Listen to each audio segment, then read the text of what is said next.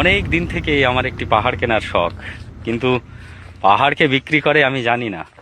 যদি তার দেখা পেতাম, দামের জন্য আটকাতো না। আমার নিজস্ব একটা নদী আছে, সেটা দিয়ে দিতাম পাহাড়টার বদলে। কে না জানে পাহাড়ের চাইতে নদীর দামই বেশি। পাহাড় স্থাণু, নদী বহমান, তবু আমি নদীর বদলে পাহাড়টাই কিনতাম, কারণ আমি ঠকতে চাই। নদীটাও অবশ্য কিনেছিলাম একটা দ্বীপের বিনিময়ে। ছেলেবেলায় আমার বেশ ছোট্টখাটো ছিমছাম একটা দ্বীপ ছিল, সেখানে অসংখ্য প্রজাপতি। শৈশবে দ্বীপটি ছিল আমার বড় প্রিয়। আমার যৌবনে দ্বীপটি আমার কাছে মাপে ছোট লাগলো। প্রবাহমান ছিপছিপে তন্নি নদীটি বেশ পছন্দ হলো আমার।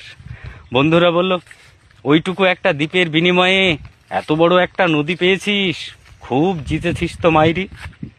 তখন জয়ের আনন্দে আমি বিহ্বল হতাম। তখন সত্যি আমি ভালোবাসতাম নদীটিকে। নদী আমার অনেক প্রশ্নের উত্তর দিত, যেমন, বলো তো আজ এখানে সন্ধ্যাবেলা বৃষ্টি হবে কিনা। সে বলতো, আজ এখানে দক্ষিণ গরম হাওয়া, শুধু ছোট্ট একটা দ্বীপে বৃষ্টি। সে কি প্রবল বৃষ্টি, যেন একটা উৎসব। সেই দ্বীপে আমি আর যেতে পারিনি। সে জানতো, সবাই জানে, শৈশবে আর ফেরা যায় না। এখন আমি একটা পাহাড় কিনতে চাই।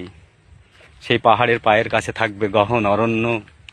আমি সেই অরণ্য পার হয়ে যাব, তারপর শুধু রুক্ষ কঠিন পাহাড়।